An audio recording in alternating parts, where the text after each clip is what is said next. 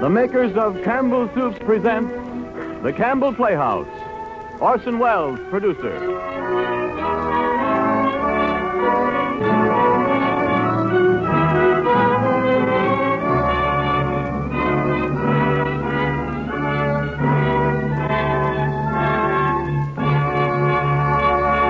Good evening. This is Orson Welles.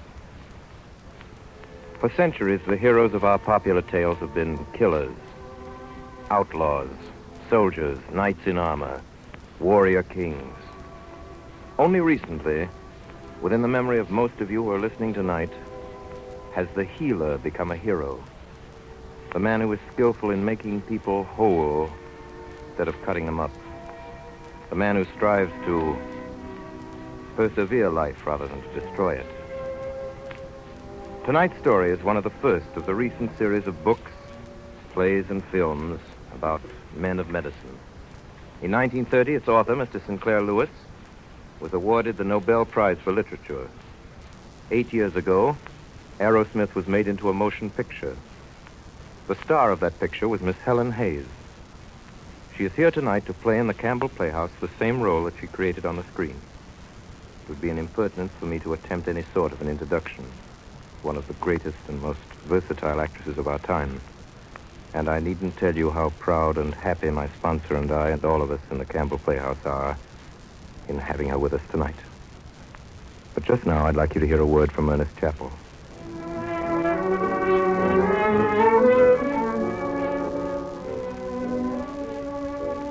I think you'll agree that when women buy far more of one soup than of any other, that soup must have something very special about it. Such a soup is Campbell's tomato. It has a flavor that good home cooks and professional chefs agree has never been equaled. This magic flavor is the result of a recipe perfected by Campbell chefs and painstakingly followed at every step. It calls for Campbell's own pedigreed tomatoes, big, firm, luscious beauties developed specially to give glorious color and grand flavor to this most popular of all soups. Their bright, tangy, invigorating goodness is skillfully blended with fine table butter and gentle seasoning to make a tomato soup that almost everybody likes. How often do you have this outstanding favorite soup at your house? Why not look over your soup supply and be sure of having Campbell's tomato soup on hand for this weekend? And now for tonight's story. The Campbell Playhouse presents Arrowsmith, starring Helen Hayes and Orson Welles.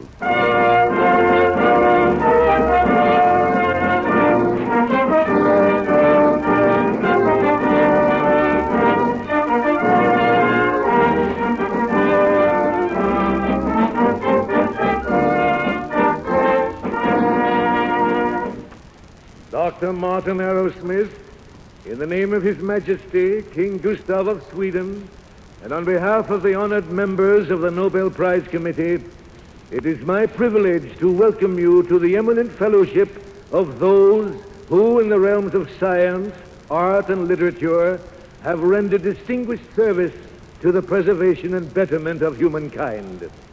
In recognition, therefore, of your brilliant achievement in the fields of bacteriology and physical chemistry, and your unswerving devotion to the tenets of pure science, I have the honor to present to you Martin Arrowsmith.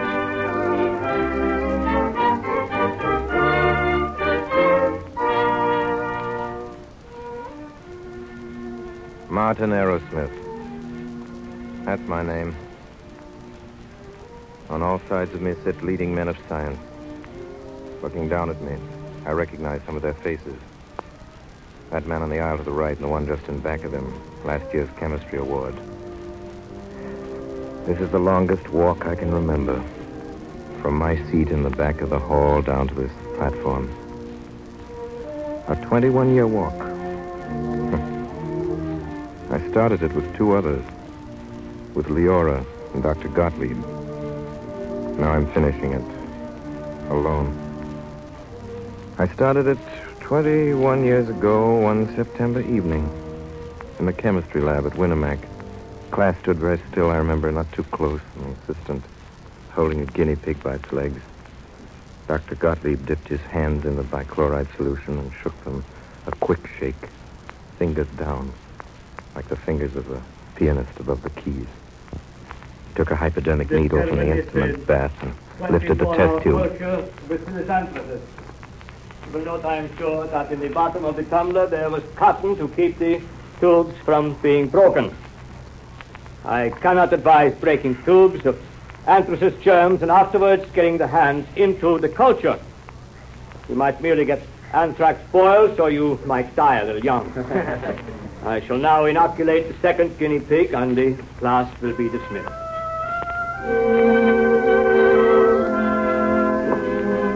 Dr. Gottlieb.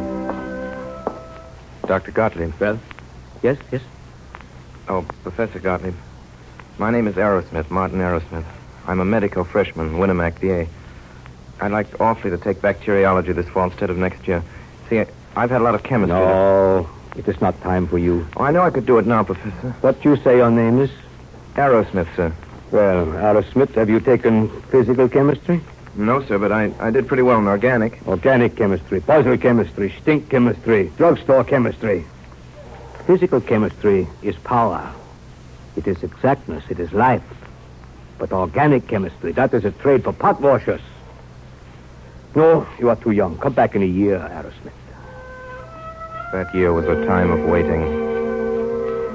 I took the first year medical courses and passed them. I learned the proper sugar-coated pills and phrases to comfort patients with while you estimated how much you could charge them.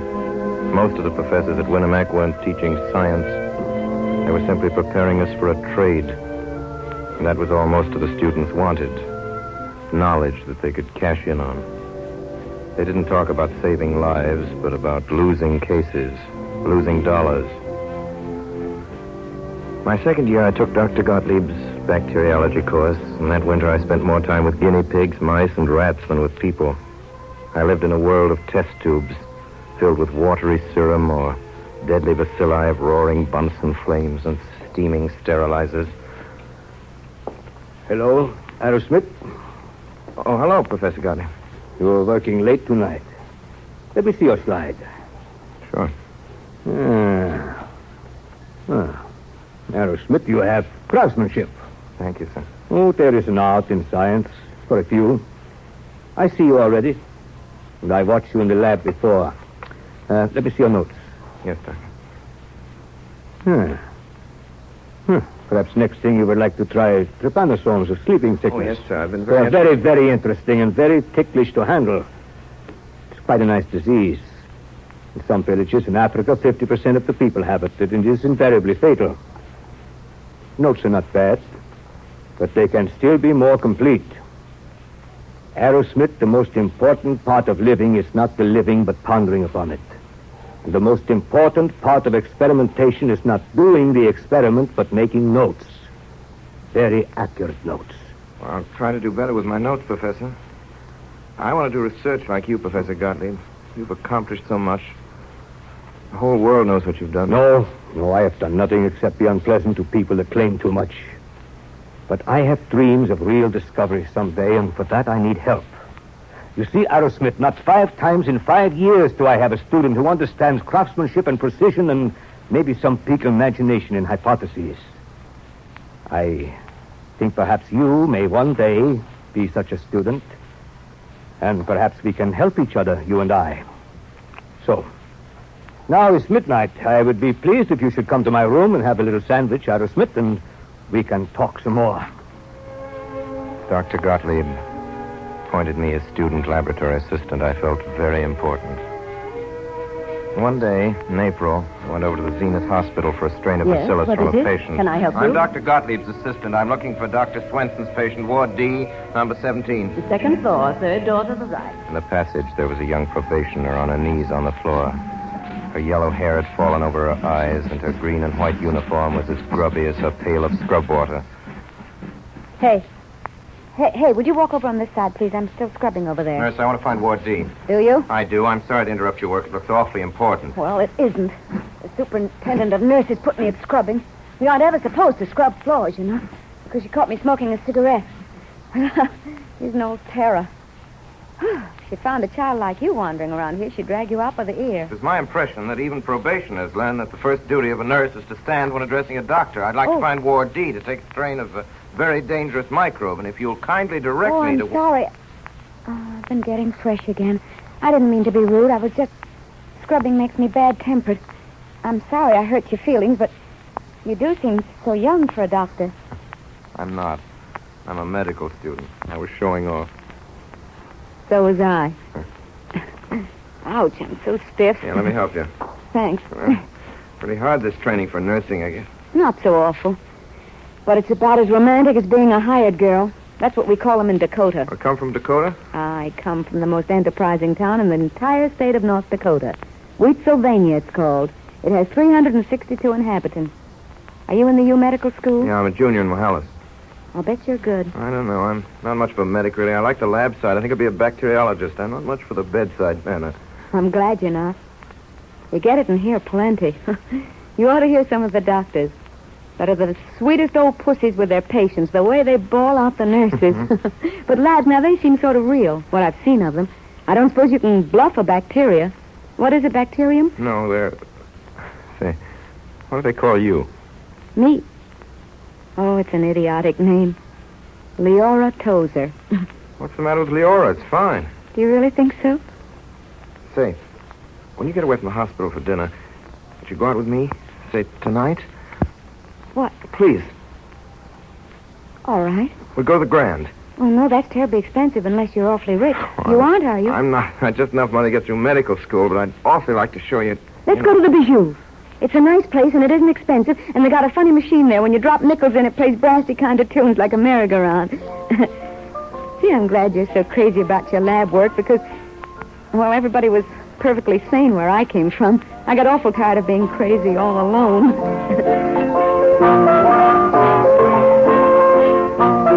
Up to the present, even with the best of them, research has been largely a matter of trial and error. The empirical method, it's called. You try to establish a general law so you can predict what will happen the next time, the time after that. And that's where Gottlieb leaves all these detailed, grubbing, machine-made researches. You see what I mean? Yes, I think I do. Anyway, I get the way you feel about him. You don't have to shout so, you know. Oh, was I shouting? I didn't mean to.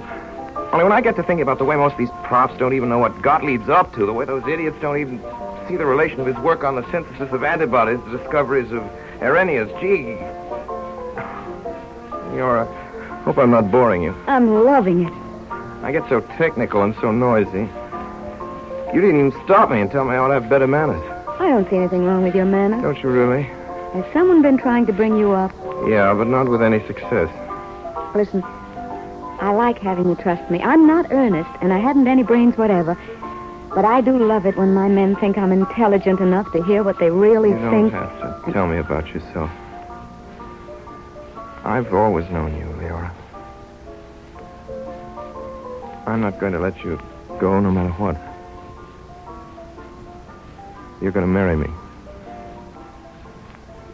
Yes. I guess I am.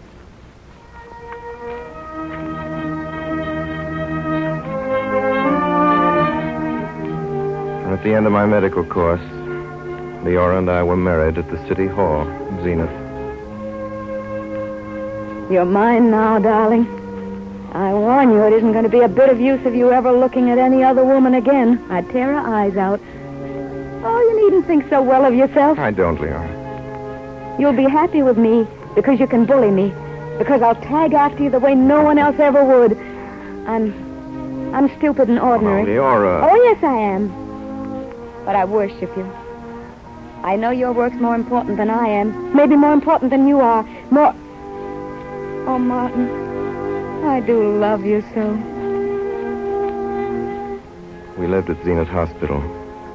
Or I did. She lived out of town.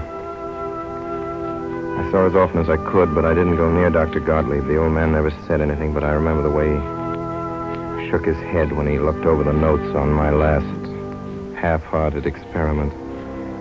And my duties as an intern kept me too busy to do much regretting. I saw Gottlieb once more before I left Zenith. One night I was off duty.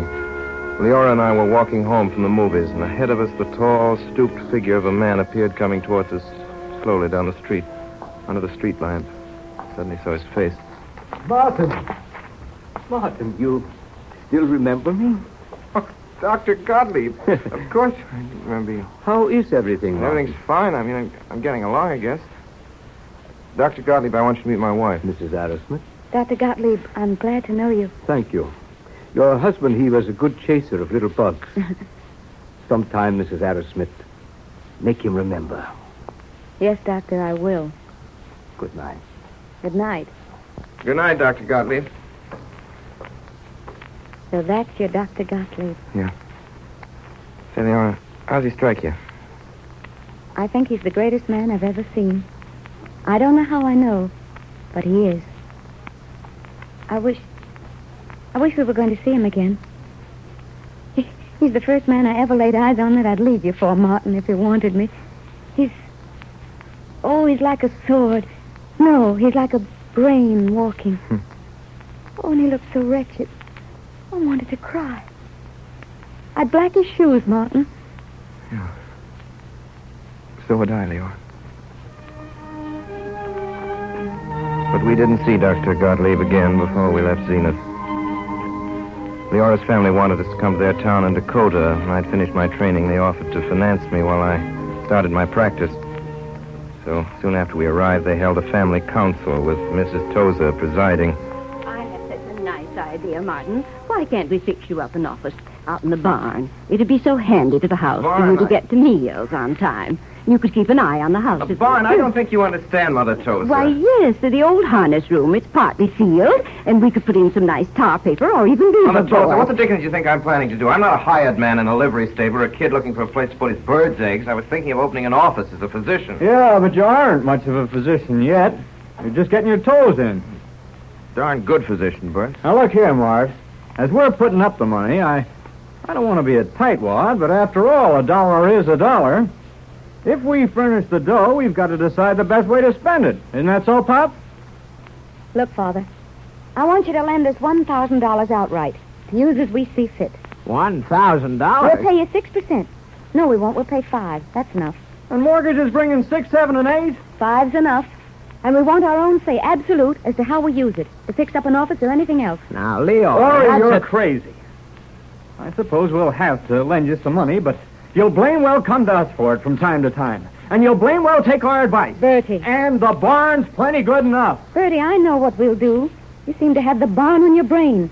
You move your old bank there, and Martin will take the bank building for his office. Now, that's entirely different. sense to you two showing off and trying to be smart. Either you do what I say, just exactly what I say, or Martin and I take the first train back to Zenith, and I mean it.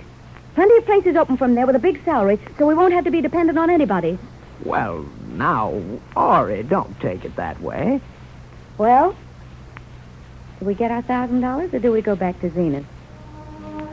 Leora won out. I got my office. It was in a rickety building near the station. We nailed a new sign on the door. On it were gold letters. Martin Arrowsmith, Smith, M.D. Gee, Martin, it looks grand. And it's fun having a place all your own, isn't it? Yeah. I wish the patients would start coming in, though. I kind of expected a few of them today. You don't know this town. The farmers will watch that sign until the shine's all off. And then one of them will maybe have the courage to try the new doctor. Yeah, what am I going to do, just sit here and wait? Come over here, Martin. I'll show you what you're going to do. See this old box? Yeah. Well, here's an auger I swiped from home. You're going to bore holes in that box just big enough to hold test tubes. And I'm rigging up an oven contraption for a sterilizer. You figured all that out for me? No, not for you. For an old man who believes in you. My first patient had an ulcerated tooth. I pulled it. The second had run a fish hook in his finger. I cauterized the wound. Both patients lived. I expected a stream of patients from then on. I even made a first installment on a Ford car. Then I was awakened one morning at 3 o'clock. Martin, wake up. Quick, it's the telephone. All right, just a second. Hello? Hello? Yes, this is the doctor speaking. Henry Novak? Leopolis Road. Yeah. Let's see. Since last night? All right, I'll drive right over.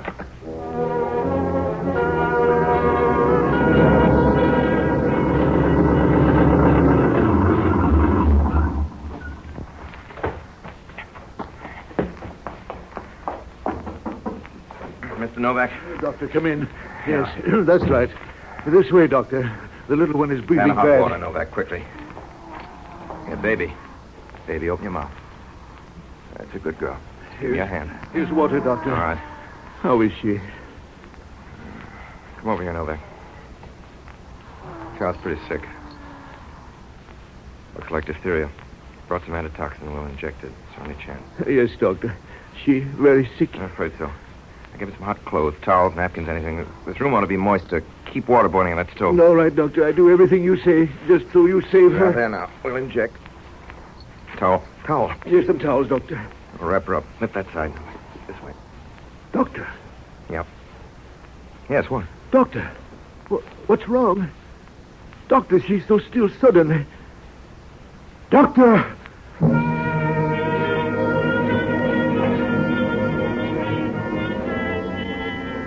Leora, it was my fault. Martin, don't. I should have operated. I should have operated. She'd be all right now. Operate. You did the wrong thing. You did all you could, Martin. Probably all anyone could do. They called you too late, that's all. I'll never practice medicine again. I'll never practice. Stop saying those things. It'll be different in the No, morning. it's no use. I'm through. I'm no good. I can't face people in this town when they know about it. Through. Martin. I'm through. Martin, listen to me. Do you really think you're the only doctor that ever lost a patient? You did your best. Now get some sleep, Martin. Well, I did get over it. In a couple of years, I built up a pretty fair practice at Wheatsylvania. I became a director of Bert Tozer's bank. It was a good life in a way. In the summer, Leora and I drove over to Pony River for picnic suppers and for swimming. In autumn, there was duck hunting. The winter sleigh rides and socials. Then one day, my fourth year there, Sundelius, the great scientist and plague fighter, came to Minneapolis to lecture, and I made the 60-mile trip to hear him.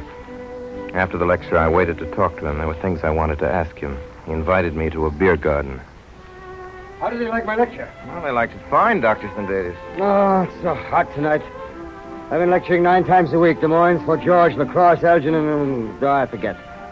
Was it all right, really? Honestly, I've never enjoyed anything so much in my life. Arrowsmith, they hated my lecture, but you make me feel like a prophet. Come, have another drink. All right. As a hygienist, I warn on alcohol.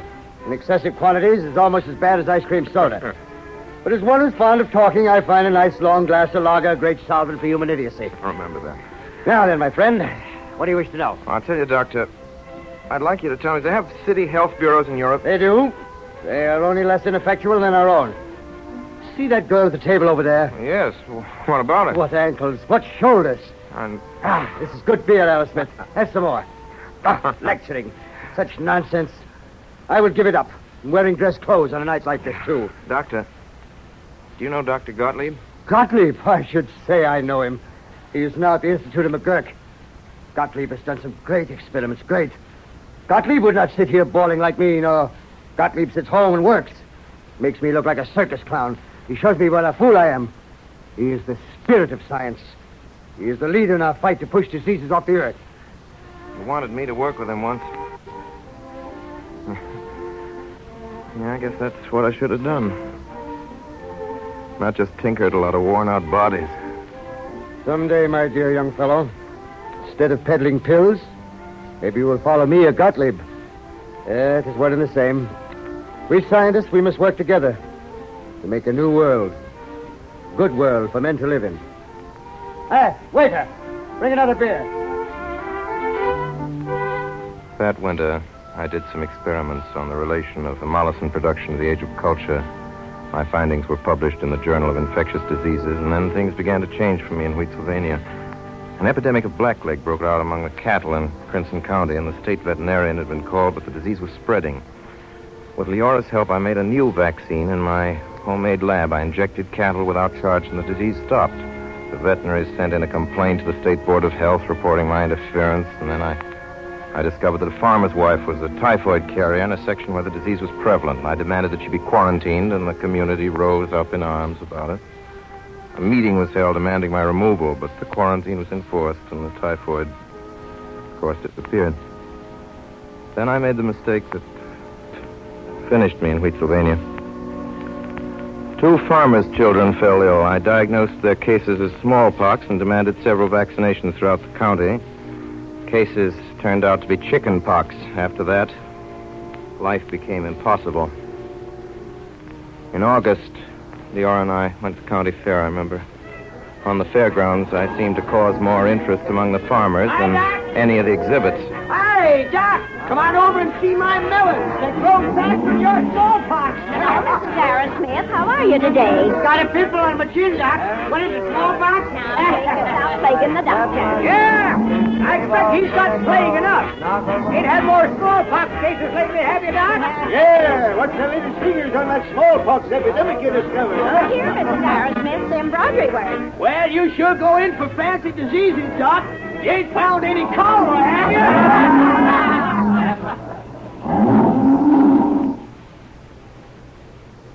Yeah. Looks like I'm licked, Leora. Might as well get out. Nothing more I can do here. Take years before they trust me again. I'm glad, Martin. You're too good for them here. I've learned a little something here, even if I failed.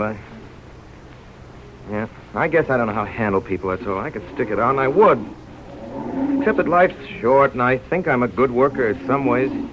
Gottlieb sort. Maybe I'll still get a chance. Where do we go, Martin? I haven't the slightest idea. Where I can be useful. Gee, it's fierce being married. Here I expected to be a pillar of the community. Now I'll have to follow you out on the road and be a hobo. Well, I'm too lazy to look up a new husband.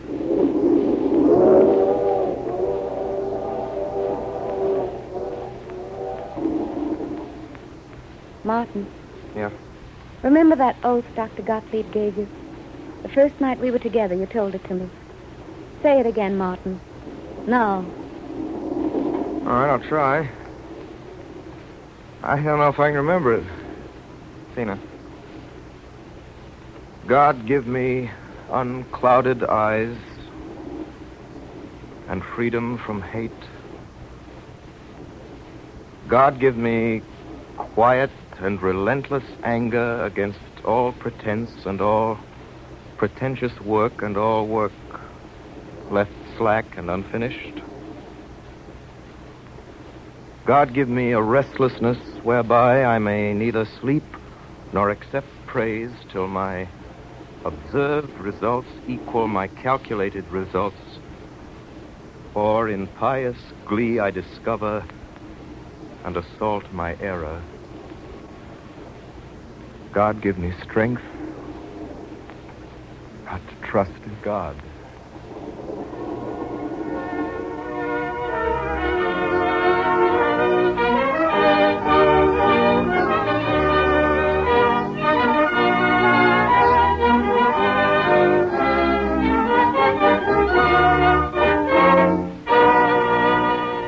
You are listening to the Campbell Playhouse presentation of Arrowsmith, starring Helen Hayes and Orson Welles. This is the Columbia Broadcasting System.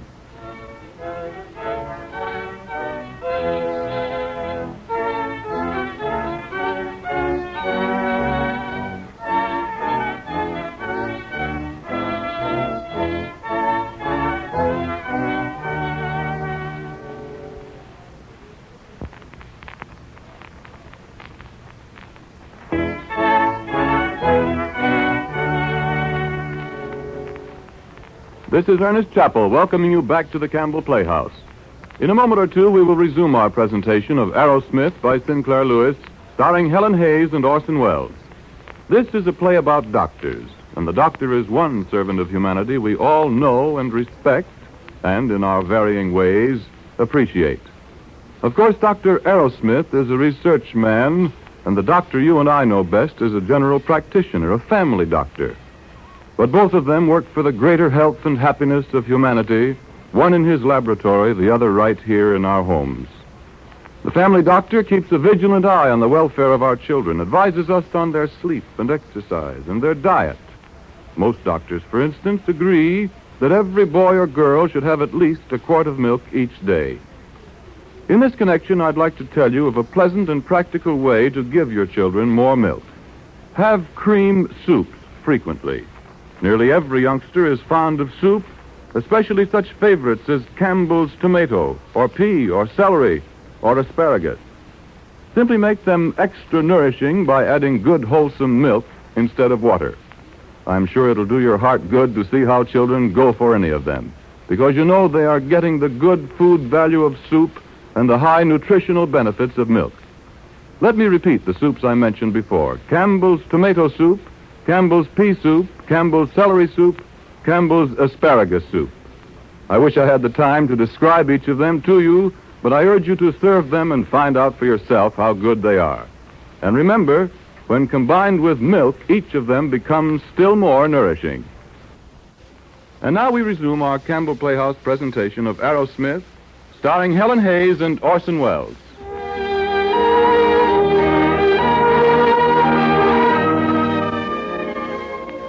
Through Dr. Gottlieb, I got a position at the McGurk Institute in New York. My laboratory there was the finest I'd ever seen. I had a trained assistant. I had all the apparatus known to research. And in the midst of all this white tile, scientific splendor, Dr. Gottlieb was waiting for me. Martin. Oh, Dr. Gottlieb. Oh, Martin, this is very good. You are near to me. My laboratory is just 3 doors down the You don't hall. know how grateful I am to you, Dr. Oh, Gottlieb. gratitude, Pa. How is that girl you married? Oh, she's fine, Doctor. I have an idea she's good for you, that little girl. Yeah, she make you work. Look here, Dr. Gottlieb. Do you really think I know enough to work here? I want terribly to succeed. Succeed?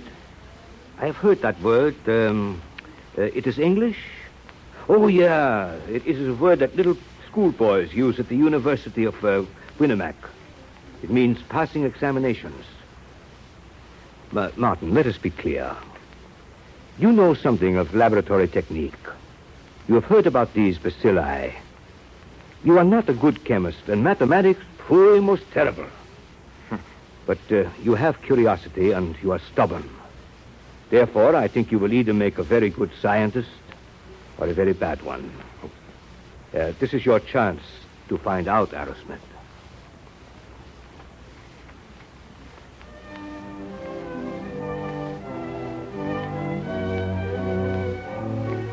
I went to work that year trying to produce a more effective antitoxin for treatment of tropical diseases. I fumbled at first. I made vast experiments with no results. I tried again. Day after day, week after week.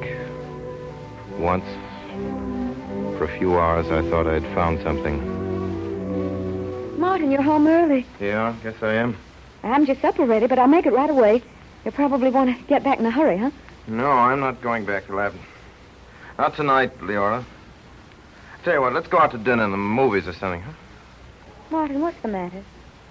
Do you suddenly feel that you have to entertain me? I don't want to go back to lab. I don't know if I ever want to go back. But, Martin, your experiment. Today I thought I'd made some progress. I took my notes to Dr. Gottlieb. He showed me my mistake. Leora, I'm tired out. In 8 months here at McGurk, I've done nothing. I haven't been worth my keep. Has the director said anything to you? No.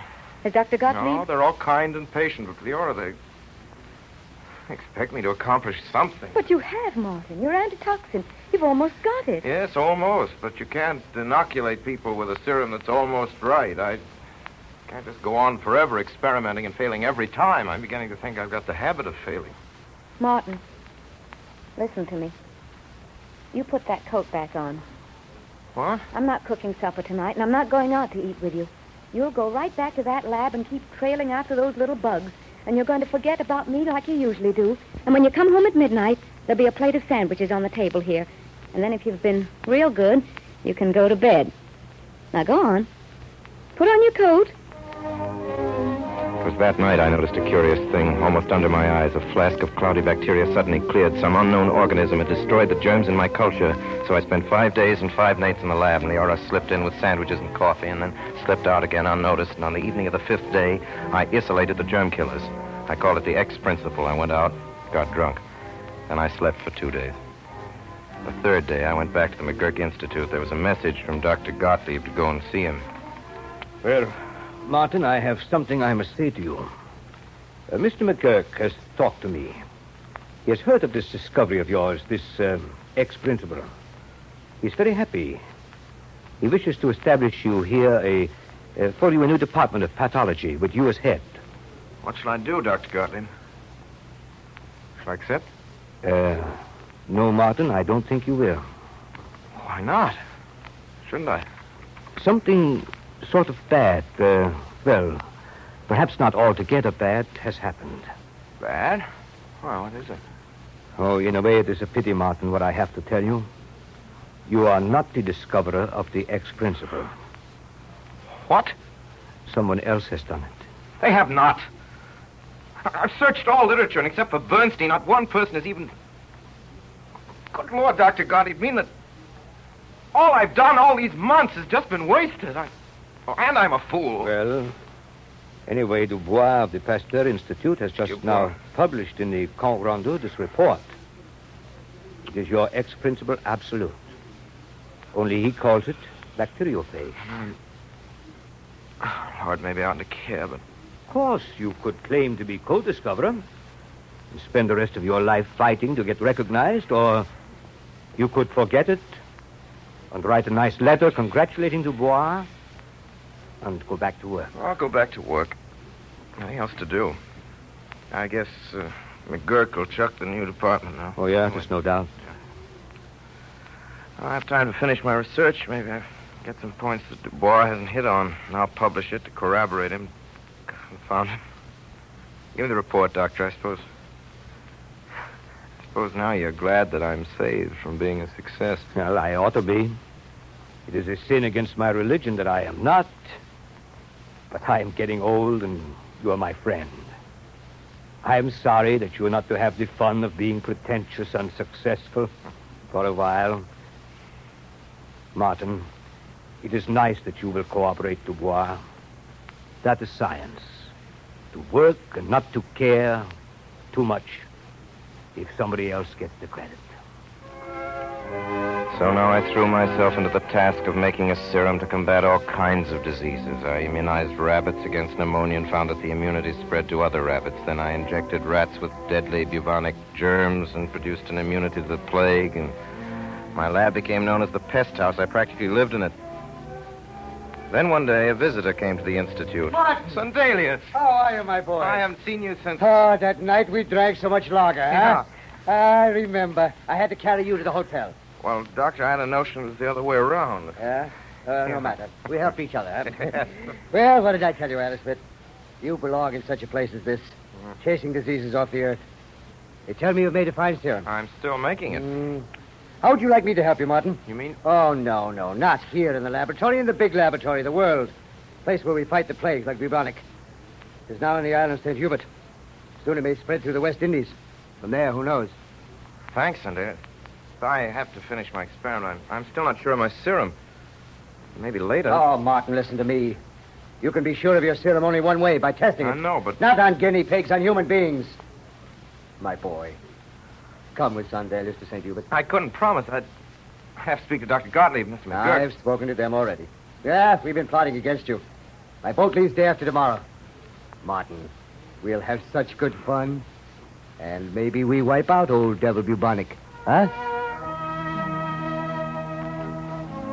I'm going with you, Martin.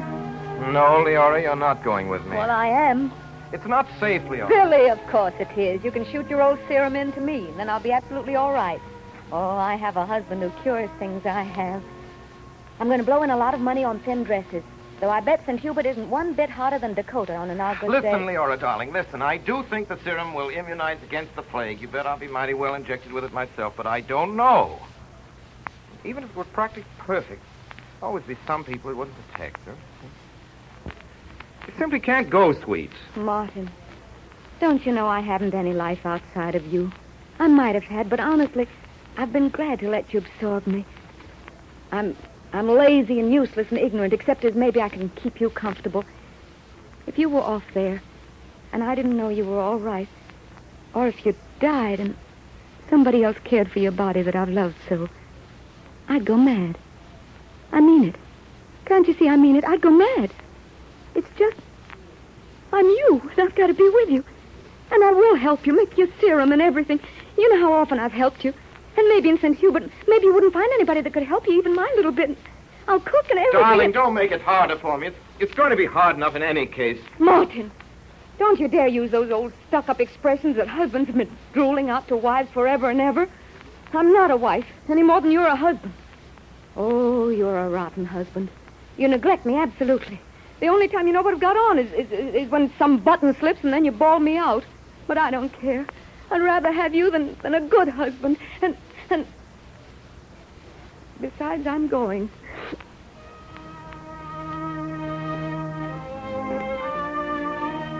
Dr. Gottlieb. Yeah? Who is it? It's me, Dr. Gottlieb. I've come to say goodbye. Goodbye? Yeah. Oh, that has such a final sound. But perhaps you're right. Perhaps we don't see each other again.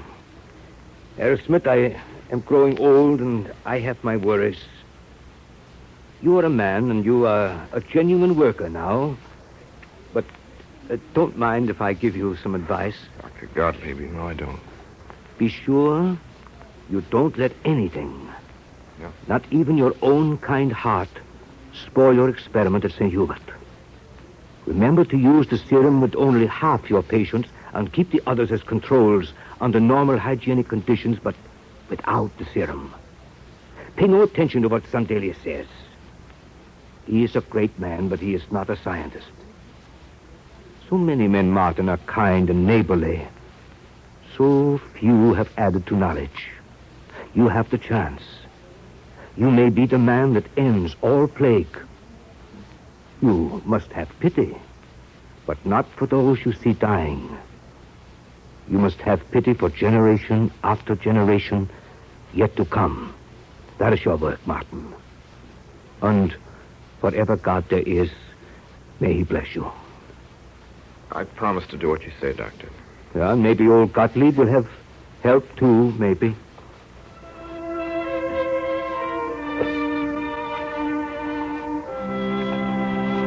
Leora and I sailed the next day from Hoboken. Very late one night, 10 days later, our ship dropped anchor in the harbor of St. Hubert. The island was quarantined, so no one was taken on board. Sandelius, Leora, and I stood alone on the deck. On shore, we spied a few lights. One appeared to be moving toward us, but most of the town was dark and still. There!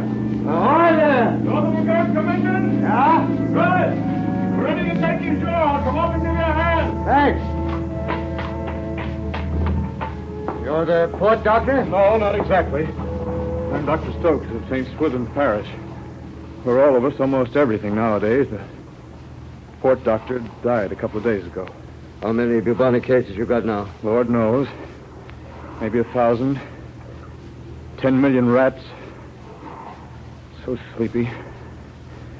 Well, we better be going ashore. Here, I'll help you with your bags. Listen, Leora.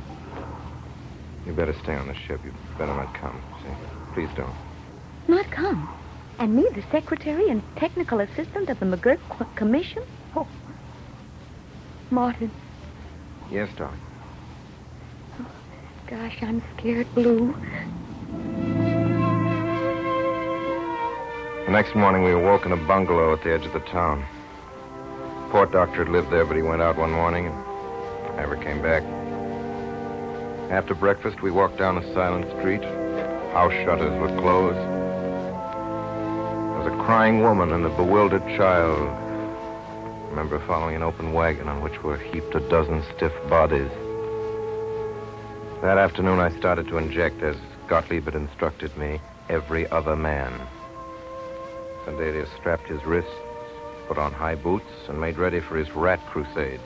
Today, my friends, I'm Sandelius, Captain General of Rat Killers. If there were no rats, there'd be no bugs carrying bubonic.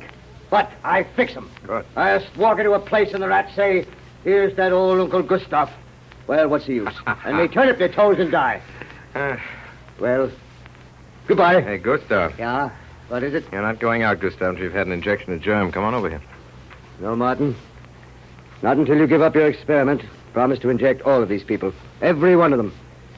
I know what Gottlieb told you. Refuse to inoculate part of the people, use them for controls, for guinea pigs. Pay no attention to that wild man Sundelius. He's no scientist. I say to Gottlieb, humanity is more important than science. Science is for humanity, Gustav, for all humanity, not just these people here. Please, Sundelius, do as Martin says. No, Leora. I'll do anything for you, but not that. Well, goodbye, children. I now go out to fight the rats. I shall break all the laws of property. I shall set fire to warehouses. I shall even burn villages. I shall drive out the rats from their hiding places. Then I shall have my fun. I shall slaughter rats with clubs. I'll shoot them with guns, poison them with gas, and then when I come back, we drink and we celebrate. A week later, we found Sundelius. He was lying on the ground. His eyes bloodshot. Yeah. They had a fine time with the rats here at Carib. Yeah, you like my new village. Gustav, what's the trouble? Huh? Your eyes, you have a fever. I think it's got me. Some flea got me. Flea from one of those rats. I was just thinking I'll go and quarantine myself. Yeah, I have fever, all right. Lord, Martin, I'm so weak. Not scared, no. I'm going to take you home, Gustav. We'll nurse you. No. I have isolated so many, it's my turn. Martin, Gottlieb is right about these jests of the gods. The best one is the tropics. Gods planned them so beautiful. Flowers and sea and mountains. They made the fruit to grow so well that man need not work, and then they laughed and stuck in volcanoes and snakes and damp heat and the plague. The nastiest trick they ever played on man was inventing the flea. Better save your strength, Gustav. I'm going to pull you through. I'm going to give you the serum right now. This time you can't stop Martin, me. Do not try to fool me. It's too late for serum, too late for anything. I'm not afraid to die, Martin, but once more I'd like to see Stockholm and Fifth Avenue on the day the first snow falls. And Holy Week at Seville, and one good last drunk, huh? I'm very peaceful, Martin. It hurts some, but life was a good game. Martin. Yeah? Give these poor people a serum. Save all of them. Come on, Martin. Do as I say. Sundelius became delirious. Early next morning, he died. From that day, I injected everybody who wanted my serum. I threw away my notes. I injected as fast as I could, day and night. The plague gradually diminished, and the first boat was scheduled to clear quarantine in a few days. My work was almost over. We watched the ship dock from the porch of our bungalow. Martin, Dr. Stokes was here today. Was he? Yes, there are some new cases at St. Swithin's. He believes it's spreading up there. I'll leave him a supply of serum before we go. Go? When are we going? Leora, done all we could in St. Hubert. Yes. We've done everything but what we came down here to do. Oh, please, dear, don't bring that up again. Please, I couldn't after. You know why? And what are you going to tell Dr. Gottlieb? That you failed him? That's true, isn't it? The fact that the plague diminished as soon as I began injecting the serum proves... Proves nothing, Martin. You know that. Perhaps the epidemic stopped of its own accord. You don't know, and you'll never know until you go through with the experiment. And your last chance is St. Swithin's. Darling, let me go with you. Let me help with the injection and keeping your notes. Please, Martin. Let's finish our job.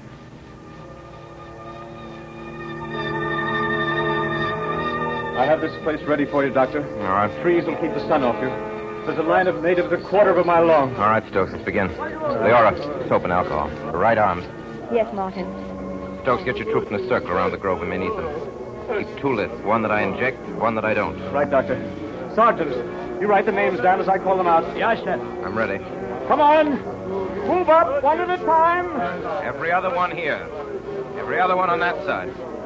Your right arm there. Now the doctor... That's it. No, still. Oh! No stick. Maybe. Hope so. Move on. John Plamus. Take it down, Sergeant. John Plamus. Hold back! Don't crowd! No changing faces, just as you are! Get your way, Dr. Stokes. Obey orders! Back there! I'll shoot the first man who gets out of line. Now move on one at a time.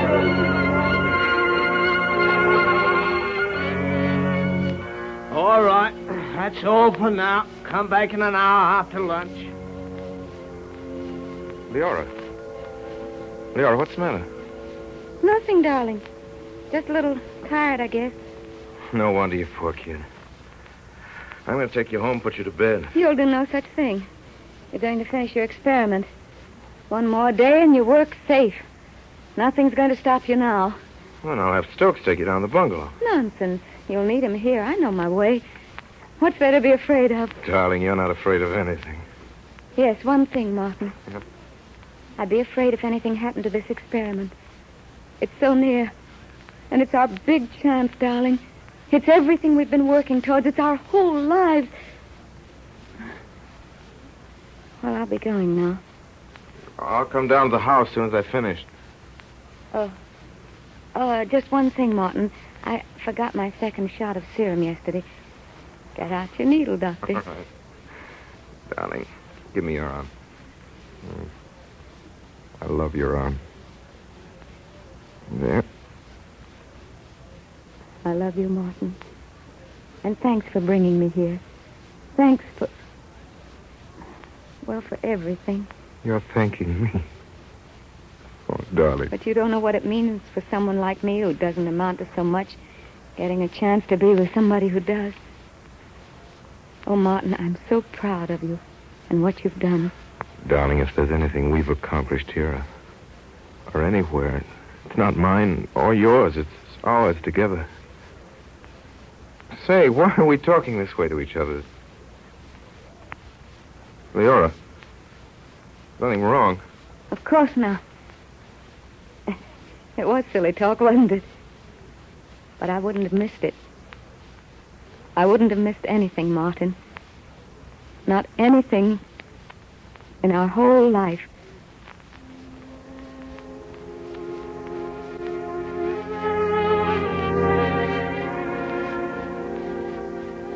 That night, I injected the last native,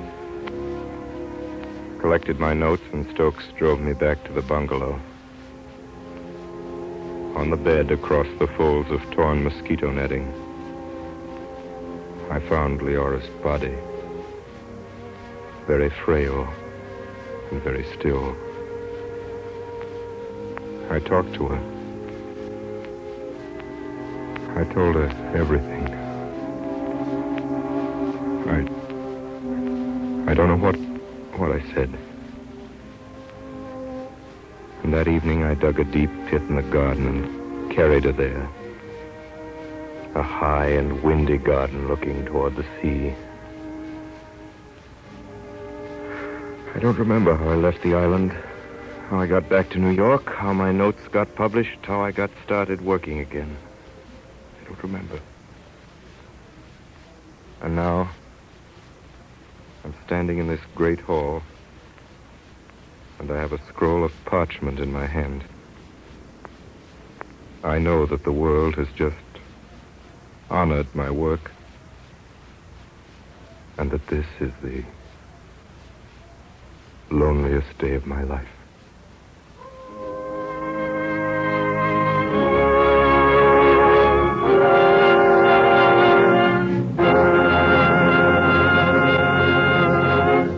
You have just been listening to the Campbell Playhouse production of Arrowsmith, starring Helen Hayes and Orson Welles. And here he is, Orson Welles. Ladies and gentlemen, the road. The road, which is what actors call the theater outside of New York, has had its ups and downs, as you know. The last 2 years, during which Miss Hayes has brought her wonderful performances Victoria and Victoria Regina to 45 cities all over the nation, must definitely be called an up. Miss Hayes concluded her engagement in Victoria only last Saturday, after making theatrical history. Thank you, Orson. Very great honor to have her with us tonight, and I'd like you to meet her. And, Helen, I'm sure that everyone in the theater and everyone who goes to the theater is curious about your plans for the future. What are you going to do next? I'm going to take a darn good rest. With your permission, Miss Hayes, I'll tell our audience what a rest means to you. It means, ladies and gentlemen, going back to being Mrs. Charles MacArthur, taking care of 2 children and a house overlooking the Hudson River at Nyack, New York, and, of course, overseeing the family farm in the hills a few miles away. Miss Hayes, am I correctly informed that the MacArthur family even goes so far as to grow its own milk? Mm-hmm. We do have 4 Jerseys. And we hope that by economy and careful management, we can eventually get the cost of our milk down to $1 a quart. I hope you do, Mrs. MacArthur. And I hope even more that Helen Hayes will very soon be back with another play as fine as Victoria Regina.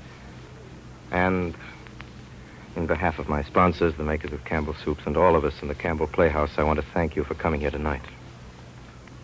And now, here's Ernest Chappell.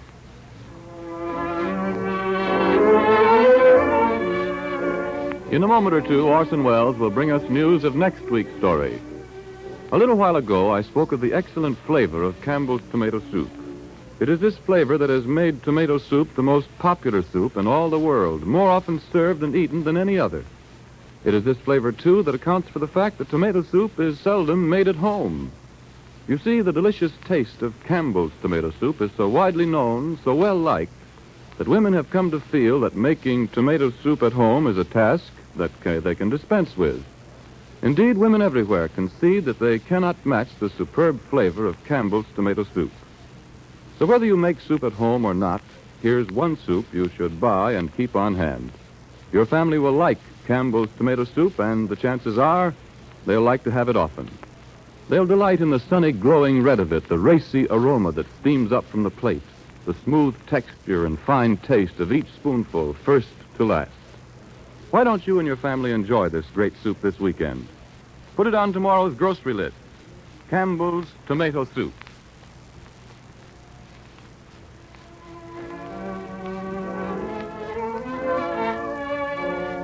In tonight's presentation in the Campbell Playhouse, Orson Welles and our guest, Helen Hayes, was heard in the roles of Martin Arrowsmith and Leora. Professor Gottlieb was played by Ray Collins, Thundelius was played by Frank Reddick, Mr. Tozer by Everett Sloan. Al Swenson played Henry Novak, Effie Palmer played Mrs. Tozer, and Carl Frank was Dr. Stokes. Music for the Campbell Playhouse was arranged and conducted by Bernard Herrmann. And now, Orson Welles, will you tell us about next week's show? Well, next week, our story is the classic shocker.